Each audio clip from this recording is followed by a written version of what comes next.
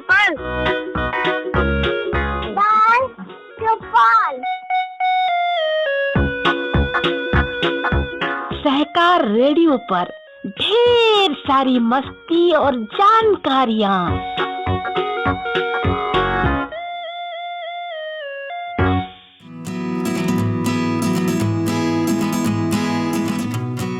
Hello बच्चों, सहकार radio के कार्यक्रम बाल चौपाल में मैं आज आपके साथ हूँ, आपकी गीता दीदी।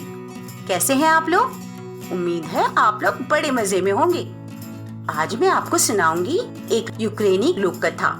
इस कहानी का नाम है एक किसान ने जमींदार के साथ दावत कैसे उड़ाई। इसका अनुवाद किया है गीतिका ने, जिसे हमने लिया है बाल पत्रिका कोपल से। तो सुनिए ये कहानी।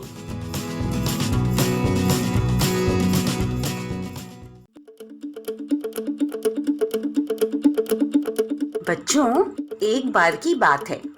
एक जमींदार था जो अमीर तो था, पर था बड़ा घमंडी।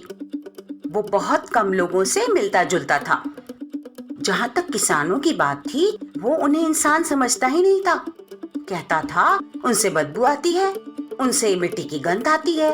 उसने अपने नौकरों को हुक्म दे रखा था कि उनमें से कोई भी कहीं आसपास नजर आए तो उन्हें दूर खदेड़ दिया जाए। एक दिन कुछ किसान इकट्ठा हुए और जमींदार के बारे में बातें करने लगे। एक ने कहा, मैंने जमींदार को बहुत करीब से देखा है, वो मुझे खेत में मिला था। दूसरे ने कहा, मैंने कल 4 दीवारी के उस पार देखा था, जमींदार अपनी बालकनी में कॉफी पी रहा था। तभी तीसरा किसान, जो उनमें से सबसे गरीब था, वहाँ आया और उनकी बातें सुनकर हंसने लगा। अरे ये तो कुछ नहीं है, उसने कहा, कोई भी जमींदार की 4 दीवारी के उस पार झांक सकता है। अगर मैं चाहूँ तो मैं जमींदार के साथ दावत भी खा सकता हूँ। दोनों किसानों ने जोर का ठहाका लगाया और कहा, तुम और उसके साथ दावत करोगे? जैसे ही वो तुम्हें देखेगा बाहर खदेड़ देगा, घर के आसपास भी वो तुम्हें फटकने नहीं देगा। दोनों किसान उस तीसरे किसान का मजाक उड़ाने लगे और उसको गालियां देने लगे। वे उस पर चिल्लाए, तुम झूठे हो, शेखीबाज हो, मैं ऐसा नहीं हूँ। ठीक है, अगर तुम जमींदार के साथ दावत करते हो तो हम तुम्हें गेहूं की 3 बोरियां और 2 बैल देंगे, और अगर नहीं कर पाए तो जो हम कहेंगे वो तुम्हें करना होगा। किसान ने जवाब दिया, ठीक है। वो जमींदार के अहाते में पहुंचा। जैसे ही जमींदार के नौकरों ने उसे देखा, वे उसे बाहर खदेड़ने के लिए दौड़ पड़े। ठहरो, किसान ने कहा, मेरे पास जमींदार के लिए खास खबर है। कौन सी खबर? वो मैं जमींदार को ही बताऊंगा, किसी और को नहीं।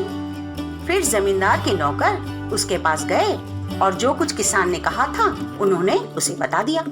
जमींदार को बड़ी उत्सुकता हुई कि किसान उससे कुछ लेने नहीं बल्कि उसके लिए कोई खबर लाया है। उसने मन ही मन सोचा, क्या पता कोई काम की बात हो। उसने अपने नौकरों को हुक्म दिया, किसान को पेश करो। नौकर किसान को अंदर ले आए।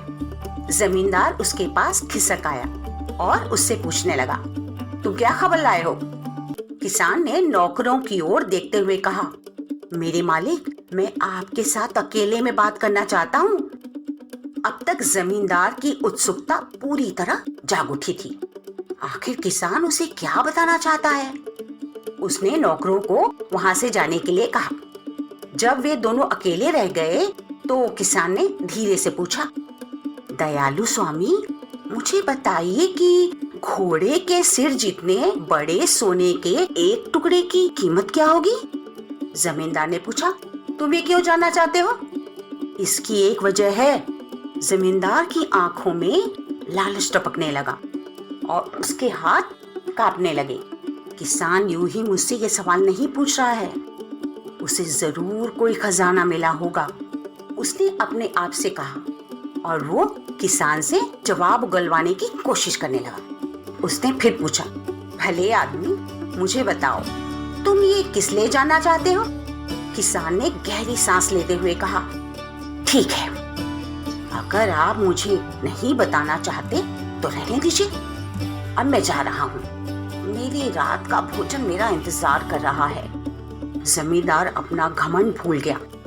साफ दिखाई दे रहा था कि वो लालच से कांप रहा था। उसने मन ही मन सोचा, मैं इस किसान को उल्लू बना दूंगा और उससे वो सारा सोना ले लूंगा। उसने कहा, देखो भले मानस, तुम्हें घर जाने की क्या जल्दी है? अगर तुम्हें भूख लगी है तो तुम मेरे साथ खाना खा सकते हो। जाओ सेवको, जल्दी करो, झटपट मेज लगाओ और हाँ, वोडका लाना मत भूलना। नौकरों ने जल्दी से मेज व्यवस्थित की और उस पर भोजन और शराब परोसी। जमींदार किसान की आवभगत करने लगा। उसके सामने कभी एक व्यंजन रखता तो कभी दूसरा। भरपेट खाओ भले आदमी, कोई लिहाज मत करो, उसने कहा। किसान ने मना नहीं किया, उसने जी भर कर खाया। जमींदार उसकी थाली और गिलास भरता रहा। जब किसान इतना डटकर खा चुका कि अब वो और नहीं खा सकता था, तब जमींदार ने कहा, अब जल्दी से जाओ और अपना सोने का टुकड़ा लाकर मुझे दे दो। मैं तुमसे बेहतर जानता हूँ कि उसे कैसे बेचना है। इसके लिए इनाम में तुम्हें 10 रूबल मिलेंगे। नहीं मेरे मालिक, मैं आपके लिए सोना नहीं ला पाऊंगा, किसान ने कहा। क्यों नहीं? क्योंकि मुझे कोई सोना अभी तक मिला ही नहीं। क्या? फिर तुम इसकी कीमत क्यों जानना चाहते थे? केवल उत्सुकतावश। जमींदार बहुत नाराज हो उठा। उसका चेहरा नीला पड़ गया और वो अपना पैर पटकते हुए चिल्लाया, मूर्ख कहीं का, निकल जाए यहाँ से। किसान ने जवाब में ये कहा, मेरे दयालु मालिक, मैं उतना भी मूर्ख नहीं हूँ जितना आप सोचते हैं। आपके खर्चे पर मैंने बढ़िया खाने का मजा उठाया और साथ ही मैं गेहूं की 3 बोरियां और 2 गोल सींगों वाले बैलों की शर्त भी जीत गया। इसके लिए अक्ल चाहिए। ये कहते हुए वो वहां से चल दिया।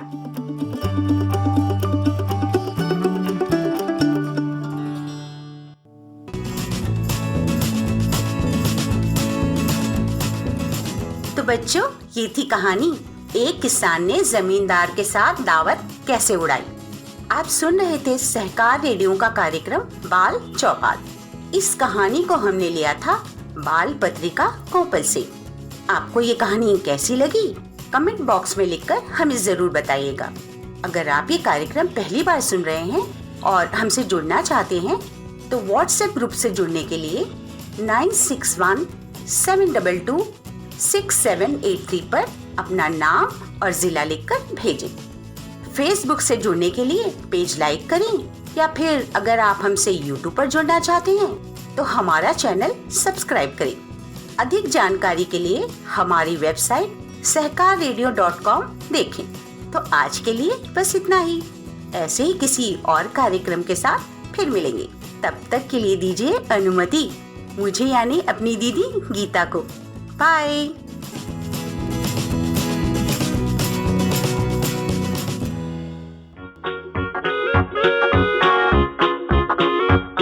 बाल चौपाल, बाल चौपाल, बाल चौपाल।